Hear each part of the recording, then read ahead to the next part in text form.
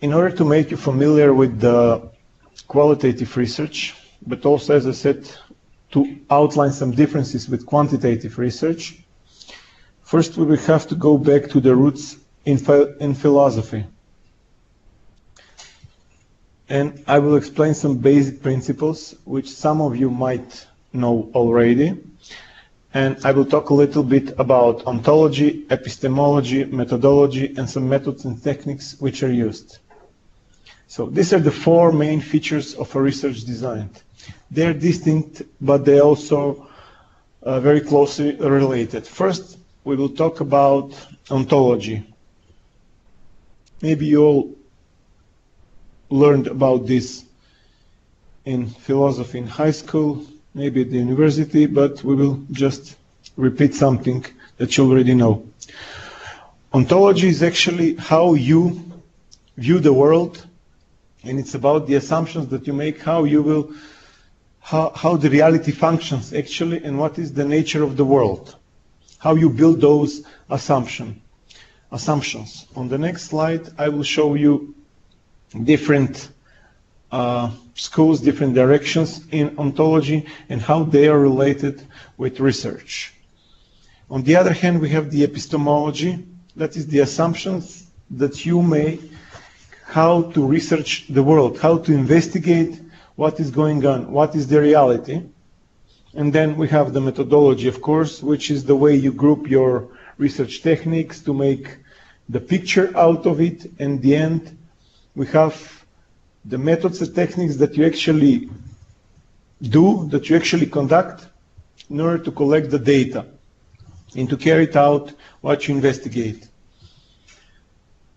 So these are some of the core principles which actually form your opinion about what is the world made of, what is science, what are the issues, problems that need to be explored, answered, and how all this fits into a bigger picture of the world, how you actually see the world. Now you will see what am I talking about.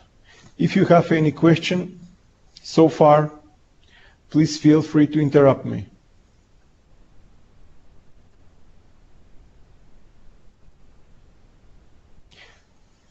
As I said previously, there are four main schools of ontology, and this is, as I said at the beginning, how we construct reality. And those are realism, internal realism, relativism, and nominalism. None of these are absolutes. It's a rather, they're on continuum with some overlaps between them. And we will very briefly say a few words about each. The first one are realists, naive realism, which talk that the world is real and the science should observe it, should examine it, and they say that there is only one truth in the world.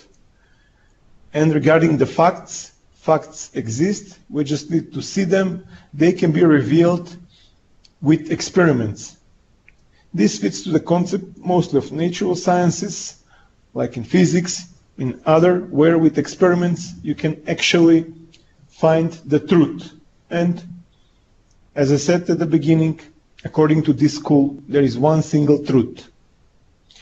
On the other hand, we have the internal realism, which is similar to realism, naive realism, to the first one, but they say the world is real, but it is very hard, it is impossible to examine it directly. The truth exists, but is obscure, we cannot see it. There are some facts, and we can see just part of them, and they cannot always be revealed. To illustrate this, I will tell the story of the 6 blind wise men. Maybe you heard this story so far already. Each of the wise men was touching an elephant. One was touching the trunk, the other was touching the stomach, the left leg, the right leg, etc. and they were saying that what is the elephant, and each answered elephant is the trump, elephant is the left leg, elephant is the right leg, the tail, etc. They all could touch the truth, but none of them has the whole truth, the absolute truth, and they cannot always be revealed.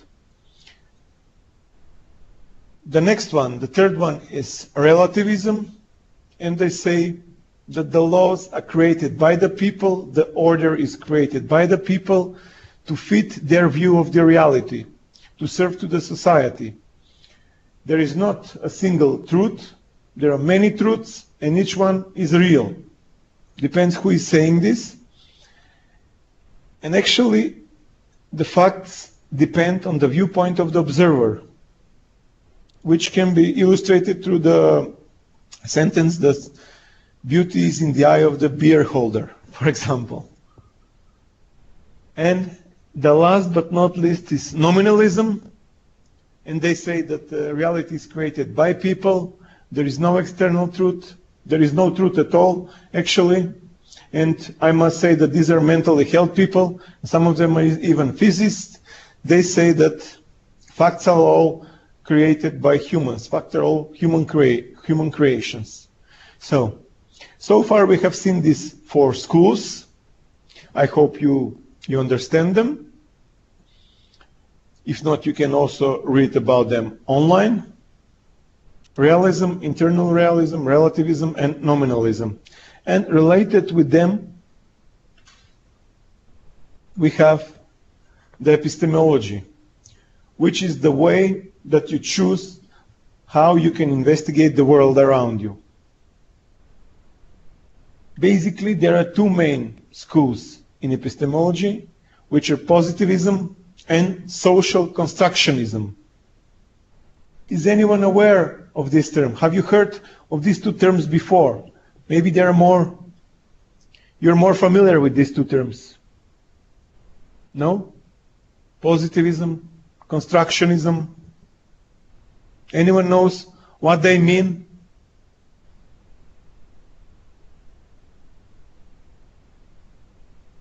Maida?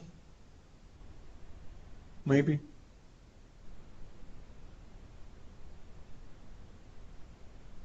No? Okay. Then I will start briefly explaining. Actually, positivists believe that the best way to investigate is through objective methods, some external methods, such as observations. And this fits with the realist ontology. Okay, someone is typing a message.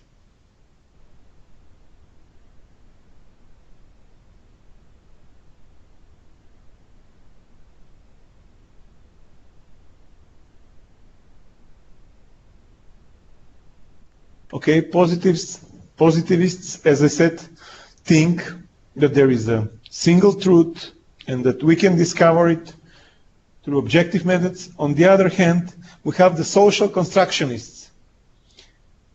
They believe that the reality does not exist by itself. It is constructed and given meaning, the meaning of reality is given by the people. It's actually served people. Everyone has its own reality, and the focus, therefore, on the other hand, is on feelings, beliefs, what we believe in, what the world looks like in our eyes, in our brain, and how people communicate, how they transfer this message, this view that they have of the world to the others. And they fit, on the other hand, to the relativist ontology. So we have the realists and the relativists. As the name says, constructionism, the reality is constructed. On the other hand, we have the positivists, the realists, which say that the reality can be revealed. I hope it is more clear now. And now the third part, as I said, they are all interrelated between them. So the first, how we see the world, the picture of the world, what is the best way to research, to discover the world, and we have the methodology, and they have implications which are consistent to the previous two schools. So realists, they tend to have this positivist approach that the world is real and we should gather quantitative data, meaning data that is measurable, that's something that we can measure. For example, how many years have you studied in education? What is your salary? How many kilometers did you travel today? How much did you spend today? How many cigarettes did you smoke? So these are all figures. This can be explained and measured in figures. On the other hand, we have the relativists, which tend to have the social constructionist approach, and we will talk about this today, about qualitative data, some qualitative sources of data. And remember that these two are not absolutes, but they are usually examined on a continuum, and we can combine them in order to get to the truth. And it depends to which truth. As I said, the constructionist says there is no single truth. On the other hand, the positivists tend to say that there is one single truth, that just we need to discover it. And related to issue is the methods and techniques that you will use or that are used in social sciences. Regarding the qualitative approach, this is an approach that, as I said at the beginning, contrary on the quantitative, doesn't include numbers, numerical data. Instead, it is focused on words, what people say, how they say it, how they express it. Nonverbal communication also is very important. It can be done, the analysis, on pictures, on photos, videos that people produce, audio recordings, etc.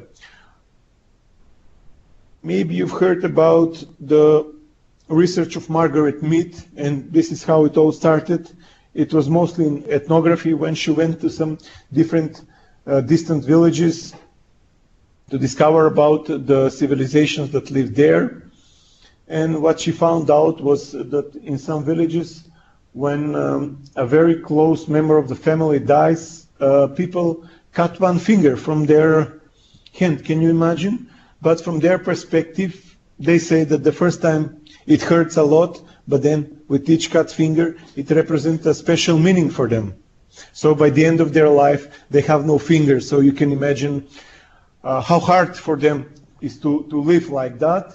But they have a special meaning that people like us, that we have a different view of the world, we cannot maybe understand this if we're not put in their culture, tradition, etc. The qualitative approach tends to start with a broad question rather than a specific hypothesis that we have in quantitative research. If there is some hypothesis, we will test it, and at the end we have the answer, yes or no, it is confirmed or not. In qualitative approach, they tend to develop theory rather than start with one. And the approach is inductive, as we will talk also on the next slides as well. It is inductive rather than deductive, meaning that we start from the data, digging the data in order to find some reasons about the behavior, the patterns, or what we explore. The data is very rich, meaning that we can explore the process, how it's happening, why it is happening like that, like it is happening. And here we don't need some large sample size that we need to detect or to confirm our hypothesis or not confirm it. But also there are some issues that could arise, but we will not talk about them in detail today, but we will mention some of them. Respondents sometimes can provide accurate or false information. They could be very close to us, saying what we want to hear as researchers. Ethical issues are very important here. They could be very problematic because we will ask some sensitive information for them to provide. Ethical issues are part of the last webinar that we will have next week, and also they're related with your last assignment that you have to prepare, but we will talk also about that on the next class. For today, today's assignment is for the next week as well. The assignment that you will have today is to prepare a discussion guide for interview, like you're making an interview with some expert on the topic. And you will find that on the next slide, how to create that. And researcher objectivity can be more difficult to achieve. So for example, I'm examining the traditional gender roles, and I'm feminist, so I will tend to find the results that are in line with my views. I hope this is clear. And therefore, in my explanation, I should state that my views are that I support feminism or I don't support it, but I explore traditional gender roles. And the researcher should say this in front before the research and should clearly state it in the paper, so we, the readers, can actually evaluate it, what is based on his views as a feminist and what is actually the reality.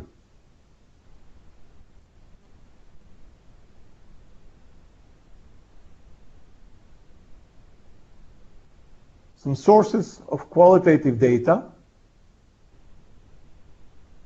It could be done through interviews, which are structured, semi-structured, and unstructured. I will explain each of them in the second part of my presentation. There are focus groups, which is a discussion of 6 to 8 people that are gathered to talk on a different topic. For example, consumption of wine, usage of some banking services, telecommunication services, also about some attitudes toward the world, attitudes whether you are pro or against European Union. We have some also questionnaires or surveys that can be included. Apart from this, the qualitative research is good in content analysis. This is part of the analysis that will be explained on the last slides. For example, we can take one book, for example, for pupils in 3rd grade, and we can discover how traditional gender roles are portrayed in this book. We can discover the content behind that, or some different company reports, or I don't know, some events can also be analyzed, whether they're taped or they're audio recorded or different data. Some direct observation, which can be hidden or participant. They know that we are participants of the research, the respondents who are under investigation, or it could be hidden. We're not telling them that we are researching them. For example, like I mentioned the case of Margaret Mead, who was examining these villages. Yes, case study can be a source of qualitative data. It is actually used many times in qualitative data. It depends on the methods actually that you use.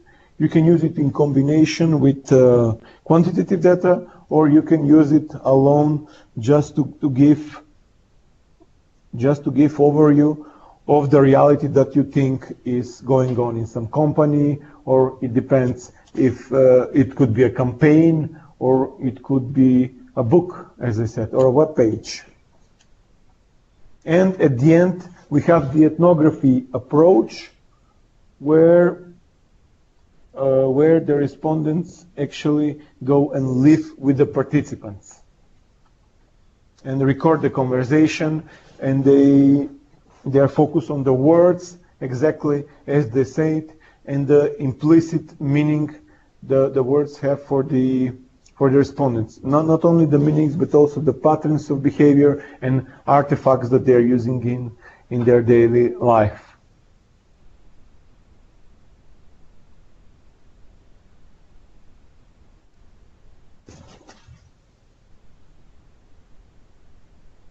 Now, I will outline some differences regarding qualitative versus quantitative approach, what you have heard so far, so you can be able to distinguish these two approaches. Qualitative is usually non-probability based sampling, meaning that we cannot make valid conclusions about the whole population of 18 plus voters in Macedonia, for example, if we're examining voting behavior. On the other hand, quantitative is a typically probability-based sampling, means that every person has the same probability to enter into the sample. Usually the sample is big, 1,000 respondents for 2 million, etc. And the quantitative research is generalizable, meaning that from the conclusions that you got on your sample, you can draw valid conclusions for the population of interest. On the other hand, the qualitative is non-generalizable, meaning that the conclusions are valid only for the specific group of interests. The qualitative research is focused on questions like, why is this happening, how is happening, whether they're related or not, how they're related, whether some individuals are related or not. On the other hand, as I said, quantitative is based on numbers, based on numerical data. It answers how many, when, where, etc. Qualitative happens in earlier phases when you want to discover some new theory. It's rather formative. While on the other hand, quantitative, it's in the later phase of research when you want to test some already established theory, and you will try to test them through your quantitative research. As I said, for qualitative research, the data are very rich, but they're also very time-consuming to analyze, and the report usually starts when you start doing the interview. The report starts immediately, and you can also go back, change the sample. For example, in one research that was done in the Nordic countries, I think it was in Sweden, they wanted to examine the behavior of people that are drunk in bars. So they went there, they started interviewing, they just focused on the beginning on both genders, but at the end they finished only with males. But when they made a profound analysis and they wanted to focus only on those who are drunk almost every day. So what was their finding? Because they excluded those who are drunk every 2 or 3 days, and their finding was that those who are drunk every day were most likely to be divorced. This was one of their general findings of the research. On the other hand, the quantitative research, data are more efficient, they could miss the context, and the writing of report starts when you finish collecting data. While on the other hand, in qualitative research, the writing of report starts when you start doing your first interview. As I said, in qualitative research, you can change the design. If it doesn't function, you can change the sampling. While in quantitative, you cannot do this unless you make a pilot research. In qualitative, as I said, what I was talking about today, why the ontology is important and different types of reality, because researcher is the instrument here. What he, she sees through his own eyes, actually with his own mind, is transferred into the paper that he's writing, that he's trying to present to others. And at the end of the presentation, we will see why some do this, why qualitative research is used. On the other hand, quantitative research uses various tools like questionnaires that need to have a certain psychometric characteristics that should always be reliable, valid, and we have some external instruments that are used.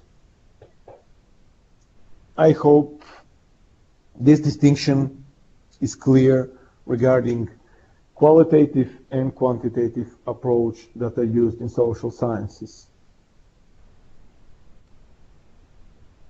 Do you have any specific questions so far regarding the both approaches?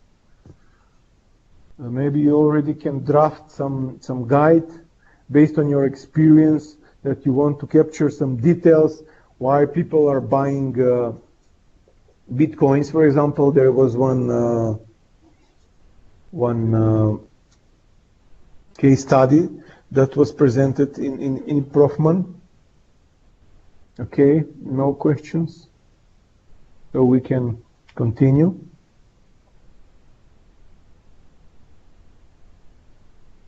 Sampling for qualitative research is a bit different than sampling for quantitative.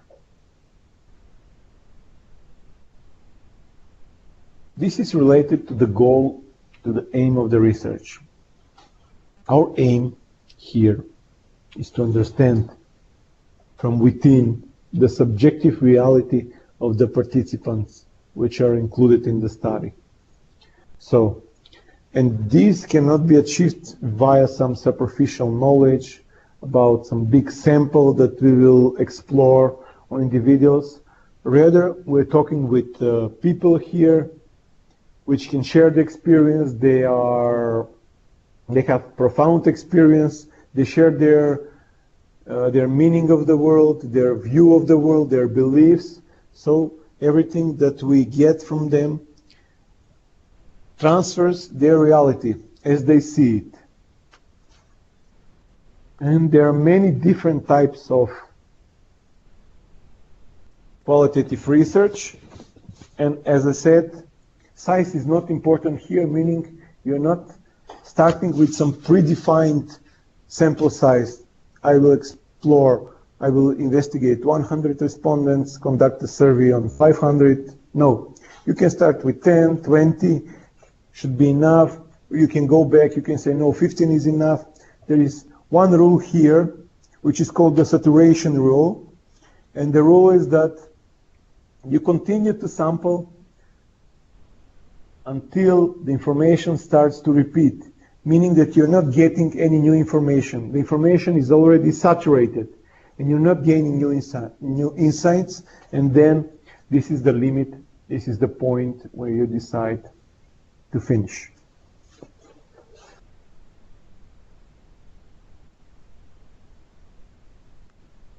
Here I have stated many types, around 20, known sampling in qualitative research that can be used. We will spend in a minute or less explaining each of them, when they're used, how they're used, which cases. We have convenience sampling, theoretical sample, different than theory sample. We have the purposive sampling, judgmental, snowball sample, friend of a friend, extreme or deviant case, intensity sample. We have the maximum variation sample, homogeneous, typical case, stratified purposeful. We have the critical case sample, key informant sample, criterion sample, confirming or disconfirming sample, opportunistic, random purposeful, politically important cases, volunteer sampling, and again we have some combination. I would like to ask you here a question, whether have you heard about any sample mentioned here before?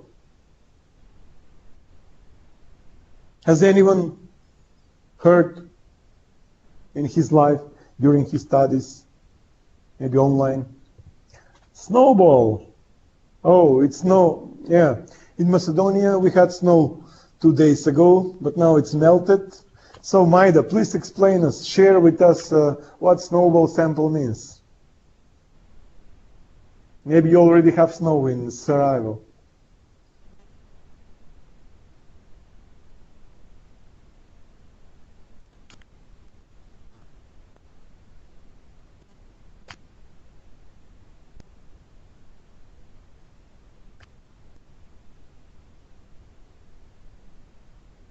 It's good that the people are active, and I mean, this is not a typical presentation. We should interact.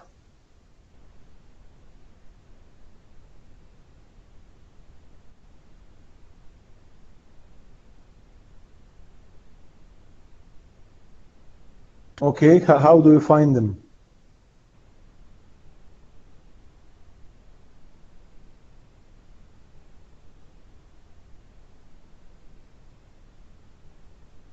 This is usually used with people that are hard to reach. Yeah, it's a good start. You had some people that already know, you knew them, and you went to them, and they had good experience. Okay, please continue. It's good that you're active. I always support active learning and interaction.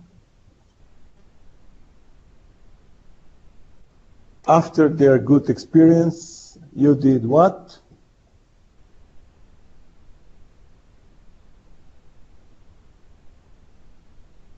And they told your friends where you can find other people. Yeah.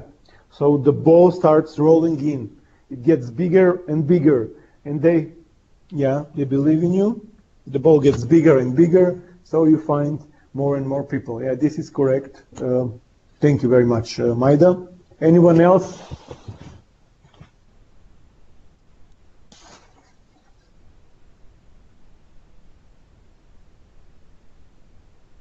Come on, people, wake up. It's 7:30 p.m.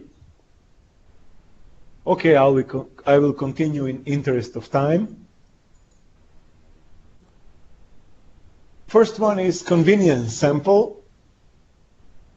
We think that they are representative of the population, but these are people who are at the right place and at the right time. These are people who are very close to us. They are at hand. We can call them anytime.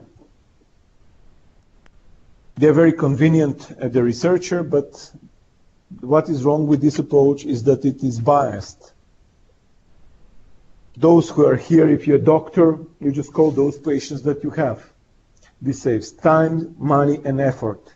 But we don't have credibility how to explain why did we choose those people. This is the least rigorous technique, involves those who are most accessible to us. As I said, it's good that we save time, efforts, resources, but we can end up with some poor quality data. And usually the selection of the respondents should be justified in any way. So now we continue with the theoretical sample, which is different than theory sample. Theory sample comes from a theory, based on some theory of resilience, for example. I predict that you will be in that theory, and that's why, based on that criteria, you are in the sample. And it depends, Philip. Sometimes we use less resources with convenient sample because they are at our hand. In snowball sample, they have to believe us, and they have to point some other people to us. Referral, yeah, this is the same. It's a snowball sample. Theoretical sample, on the other hand, is a process of data collection where we can choose some sample, and from this sample we're trying to build a new theory about how the world functions, how the world is built. And we try to gather some data, and we try to group them. And it depends from which sample did we choose. We chose this. That's why it is called theoretical sample. It is related to ground theory, and I will speak about this at the end of this presentation, so I don't want to mix it now. But as I said at the beginning, it is different than theory sample, which based on some theory, you're put into some sample. We have the purposive sample. It's judgmental. So based on the judgment of the researcher, that sample tends to be representative of the population, and therefore they are included in, in our research into our sample.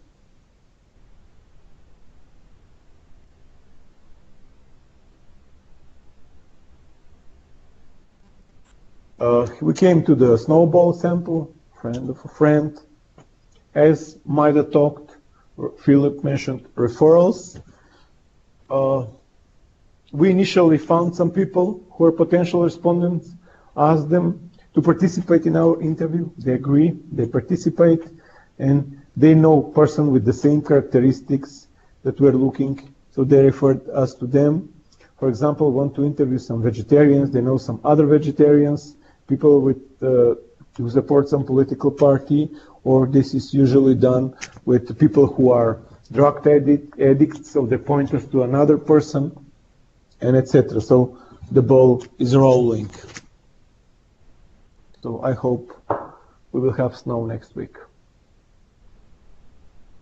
So now we are finished with the snowball sample, and we will continue with extreme or deviant case. As the name suggests, here we learn from those who are on the extremes, meaning that they have high achievements, very high, or very low achievements. Regarding the phenomenon of interest, we have some outstanding cases, very successful persons, or some failures, some startups, some top of the class. We have some exotic events sometimes could be analyzed, or a crisis as the extreme or deviant case. And here, for example, we take information from cases which are problematic, very problematic, or especially good. And what is the logic behind this? The logic is that they could provide a rich source of information regarding the phenomena of interest that we're trying to research. The logic here is pretty much clear. The next sample that we will talk about is intensity. It is different than extreme cases, because in this case we don't want to have those who are at the extremes, but rather than we want to have those who have very intense experience, such as good students, poor students. You can easily think of this as extreme cases are, for example, if you want to study loneliness, for example, extreme cases or deviant cases are people who live in isolation. So this will be not an area of our interest, but rather we are looking for persons who have a feeling of loneliness, who live not isolated, but who experience at the moment loneliness. So this is actually the difference between extreme case and experiencing intensely the phenomenon of interests.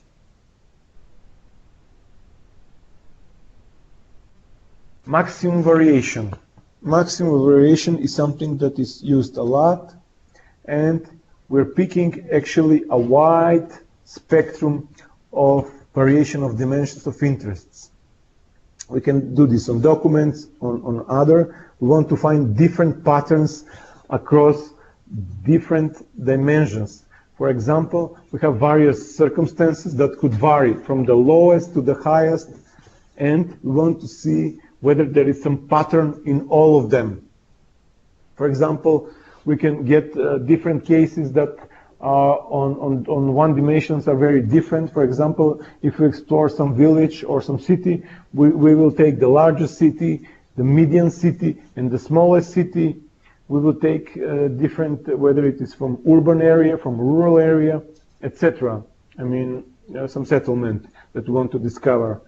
And the idea here is to get information about all different patterns that emerge through different cases. On the other hand, opposite to the maximum sample, we have the homogeneous sample. And when we start with some research, we're not familiar with the topic, for example, abortion, and we're rather than focused, we want to see why girls want to have abortion, and we want to find a homogeneous group, for example, girls on the same age, girls that have, or women that have the same socioeconomic status, and we actually take similar cases, and they're homogeneous on all these aspects, and then we talk with them about their motives. And it reduces variation. We're focused on our topic of interest, and this facilitates group interviewing, meaning they have similar interests, so they can more easily talk and open. The typical case, the situation is clear, illustrates what is typical, what is the average. It is selected because it is not typical, deviant, or intensely unusual when we want to explore the patterns among typical respondents or typical, settlements. And it is usually used when we present to someone who is not familiar with the area of research, who are new in the area. So the typical case is actually what everybody does, then this should be valid for the typical case. Stratified purposeful sample. We divide two groups into stratas and stratums, and then we want to find their different views on something. They're similar to statistically stratified sampling, but they're not the same because this is not representative. So actually here we want to see for example, if we divide the sample of male and female, then we want to find out what are the difference between them on some topic of interests. We have the critical case. The critical case you can imagine as a person who fits on some scale, and what is true for this person, it's true for all the others. For example, a person who has the lowest scholarship, and whether if he is satisfied with the amount of scholarship, then we should think that all others should be satisfied with the amount of scholarship they receive, with the amount of scholarship the student receives. And if this is valid for this case, then it should apply to all cases that are above him. Or if it's not valid for this, then it's not valid for all the other cases. Key informant sample is a very interesting sample. It is used a lot. Key informants are people who are respected in the community, who are familiar with the community, they have some position, and they have some insights about what is going on in the community. I will mention priests here in the past that were some source of information. What are the characteristics of an ideal key informant is that he has some role in the community, that he fulfills. He's familiar with the community, they all know him, she knows them. He's willing to participate and give you the resources, the information that you're asking from him. She can communicate clearly, and it's good that if this person can provide unbiased information. Now we have the criterion sample, which is based on criteria that you will set. If some people fall in this criteria, then they are part of our sample. For example, former clients of intensive care unit, and they return after 3 weeks with the same complaint, they could constitute some sample for additional qualitative study. All cases that meet certain criteria. And this will give us an overview of the effectiveness of the intensive care program, for example, in this case, what I mentioned here. Conforming or disconfirming sample is when we want to find exceptions from our theory, from our hypothesis, and we would want to see how these persons behave, whether they're different or not. Confirming means that they conform with our theory. On the other hand, we have the disconforming sample, and they're different, and they cannot fit in our theory, and we're just testing variations of our theory here. We have the opportunistic sample, which is very interesting, similar to snowball, but it's not snowball. For example, we want to recruit participants for patients who go to cardiologists and like to talk not with the patients, but with the cardiologist. And the cardiologist actually refer us to other cardiologists who then can refer us to, then can refer their clients, their patients to us.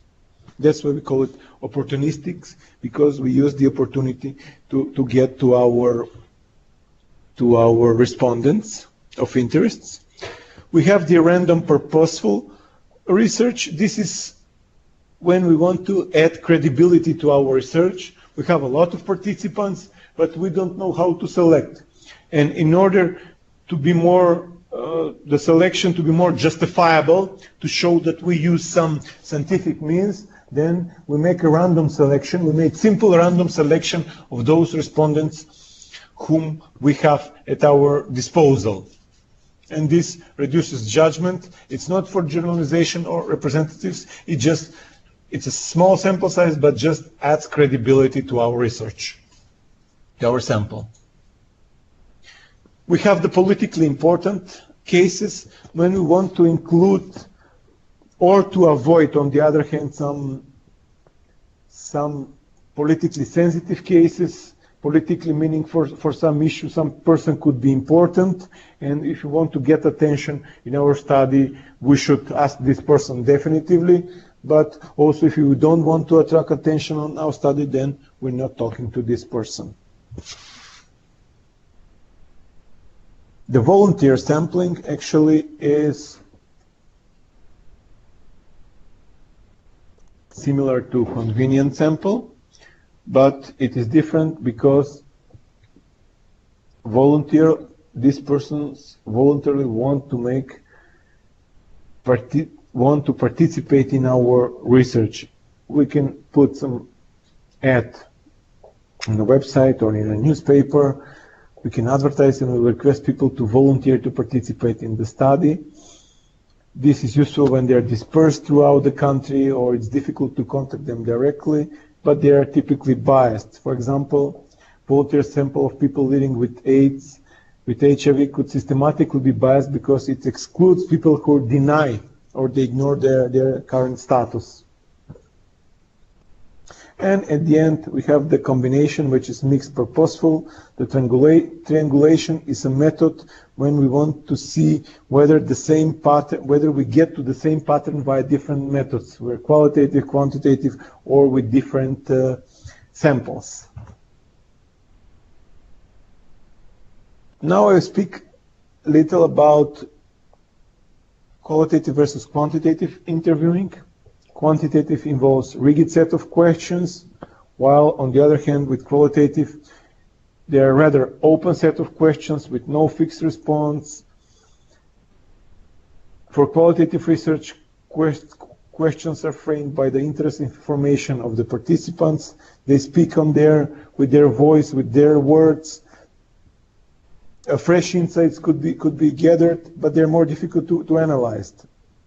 On the other hand, with the quantitative, some options could be relevant to participants, and that's why we use filter questions, which some of you did not use in the quantitative research. We have limited opportunities, and the researcher is often biased when he designs some items. There are three types of interviews, generally standardized, semi-structured, or unstructured interviews. Unstructured are mostly used. In standardized interview, actually we have a set of questions, a preset of questions and set order. The wording we should read exactly it is written. No adjustment should be made except from some explanations. No additional questions are allowed. It's similar to quantitative research. On the other hand, we have the semi-standardized interview. It is more or less structured, but there is some flexible order. wording is adapted. Additional questions sometimes could be allowed, and some new items could be actually be inserted, some others could be dropped, and at the end we have the unstandardized interview, which is completely unstructured with some open-ended questions, go back and forth via different questions. There is no order, and topics could change based on the earlier interviews. Regarding the questions, we have two types of questions. We have the essential questions, which are related to our topic of interest, and we have the throwaway questions. Essential questions are, as the name suggests, they're crucial for our research. We try to order them, to group them, and we try to ask additional follow-up questions in order to check whether the respondents lie to us, whether the information that they provide, we ask the same question but in different words, with different manner, to see whether we will get the same answer. On the other hand, we have the throwaway question, when the situations escalate, and we try to actually de-escalate the situation, and we throw in some similar question to the topic of interest. We actually ask something which we think they like, they're used for providing context, and to redirect respondents from upsetting, to engage them. Here, what is very important in qualitative research are probes. We're always trying to probe to get more additional information. So try to develop this for each question, how to probe. For example, if I ask you, how do you feel that there are so few male students in e-PROFMAN class? And you say, it's okay. And then ask, what do you mean by okay? And then you start explaining or ask, how come? And here what is usually used is silence. This is a great probe. People cannot stand and they avoid it, so sometimes you just ask them and wait in order to get the answer out of them. Or sometimes it's usually repeat what they say and ask them what they can say more about what you just actually repeat. You just actually repeat it. And we have came to the end of our today's webinar. We will talk a little bit about analyzing the data. You should know about these different types. There is a content analysis, grounded analysis, social network analysis. We have the discourse analysis, we have the narrative analysis, and in the end we have the last but not least conversation analysis. We will say a few words about each, and then you can go and work on your homework, which is you have to develop a discussion guide, qualitative discussion guide that will guide you through an interview with expert on the topic of interest that you already chose for this for the previous assignments. Content analysis, as I said previously, is when we are trying to find some ideas or hypotheses, themes. We're actually examining the content of a book, a web page, some written material, whether to see whether the topic that we're exploring is there, in what intensity is there, and what does it say about some book, whether there is a traditional gender roles that explain or not, and sometimes different color coding or different systems could be used to identify the different topics, themes that emerge. You can group them, but the main idea is to find some themes that are present in the content of the source that you are exploring. The next is the grounded analysis, which is similar to content analysis, but as I said at the beginning, you do not start from a theory or something, you just start digging the data. You allow the data to speak for themselves and what will emerge from the data, and you try to build theory out of it, the grounded theory. It's very hard to achieve because it requires that you put everything that you have read so far and just concentrate on the data. Social network analysis is usual. We want to identify links between respondents, between individuals, as a way of to understand them, what motivates actually their behavior. It is used why people are more successful at work than others, whether they have good company or not, why some students run away from home. It is used also in combination with other methods. We have the discourse analysis, which analyzes actually the contents in which the conversations are made, includes previous conversation, as well power relationships that exist, the context between the respondents of interests. We have a question here, I think, and also identity. As I said, non-verbal communication is what is the discourse, what is the social context that is trying to present the analysis. Okay, we have a question. We are at the very end of today's webinar. Okay.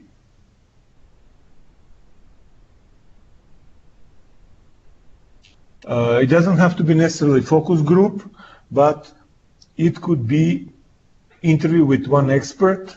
Focus group is actually a discussion group, yeah, but the topic is organic food market, and you should develop discussion guide on the topic of, in your case, organic food market. Yes. I will continue now with the presentation. We have two more. Thank you, Anita, for the questions. It was a very good question for the others as well to understand. I also support those who are active and those who are present at the webinars, and I also try to motivate them via additional points that I will give them at the end. We have the narrative analysis, and this is actually the way stories are told in organization, in society, in some business, how they are actually transmitted to other members. And there are actually four main types. Bureaucratic, which is highly structured and logical. It's about power and control. The same control should remain from the top. Quests, where the ambition is to have the most compelling story and it should lead others to success. We have the chaos story, where the story is lived rather than it's told. And at the end, we have the postmodern stories, which is similar like chaos narratives. Apart from that, it is lived. The narrator is aware about the story and what they're trying to achieve. They're trying to construct a different reality. As if you remember at the beginning, the social constructionists say that the reality is constructed and they want to make a social change. And at the end, the last but not least is the conversation analysis, which is largely used in ethnographic research. It assumes that some conversation underlies some rules and patterns which remain the same whoever is talking, and it can be understood by what it was told before, what was told after. We're trying to analyze, to make a detailed analysis of data, but also on the way how that was said. And here we have the ethnography where the researcher actually lives with the respondents.